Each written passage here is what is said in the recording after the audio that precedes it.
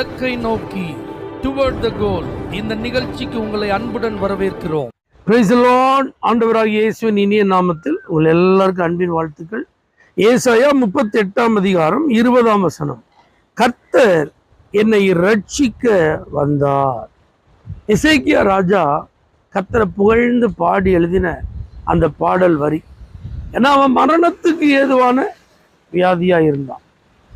அவனுக்கு எந்த விதத்திலும் மருத்துவம் கை கொடுக்கவில்லை. நாளுக்கு நாள் அவனுடைய நிலைமை மிகவும் மோசமாகிவிட்டது. கர்த்தரே தம்முடைய தீர்க்கதரிசி ஏசாயாவை அனுப்பி அவன் வீட்டு காரியத்தெல்லாம் ஒழுங்குபடுத்த சொல்லு அப்படின்னு சொல்லி வார்த்தையை கொடுத்து அனுப்பினார்.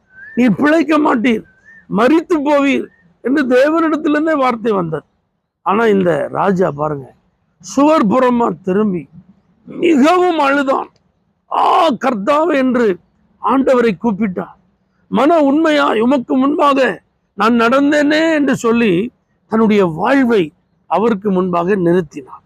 என்ன நடந்தது சொல்லிட்டு அந்த தீர்க்கதரிசி அரண்மனையின் பாதி முற்றத்துக்கு தான் போயிருக்கிறாரு. மறுபடி தேவனுடைய வார்த்தை, என் ஜனத்தின் அதிபதியாகிய எசேக்கியாவின் விண்ணப்பத்தை நான் கேட்டேன், அவன் கண்ணீரை நான் கண்டேன், நீ போய் சொல்லு, அவன் ஆயுளில் 15 ஆண்டுகளை நான் கூட்டி கொடுப்பேன்.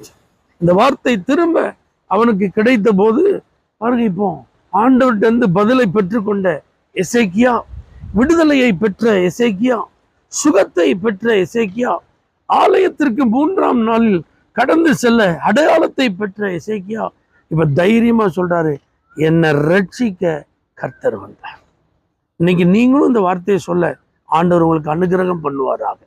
எந்த நிலைமையில இருந்தாலும், அது எவ்வளவு மோசமானதா இருந்தாலும், இனி மறுபடி எழும்புவதற்கு வழியே இல்லை, பிழைப்பதற்கு வழியே இல்லை, வாழ்வதற்கு வழியே இல்லை, வேலை நம்ம செய்யவே முடியாது, தொழில் அவ்வளவுதான் முடங்கி போச்சு, குடும்பம் நம்ம சேரவே முடியாது, இனிமே படிக்கவே முடியாது, இனி சுகமா இருக்கவே முடியாது, அவ்வளவுதான் அப்படிங்கிற கடைசி அந்த நேரத்துல கூட ஆண்டவர் உங்களை ரட்சிக்க வர முடியும்.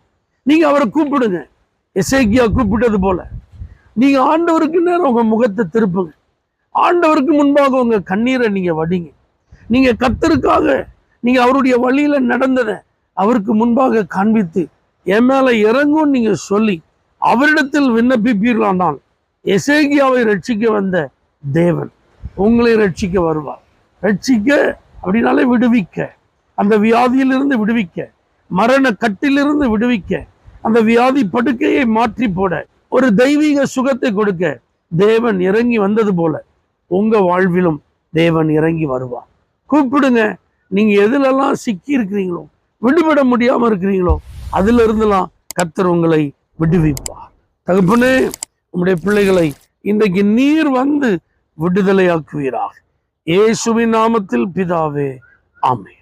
For prayer contact, Pastor J. J. Kumar, El Shaddai Ministries, 9500252586, Surandai.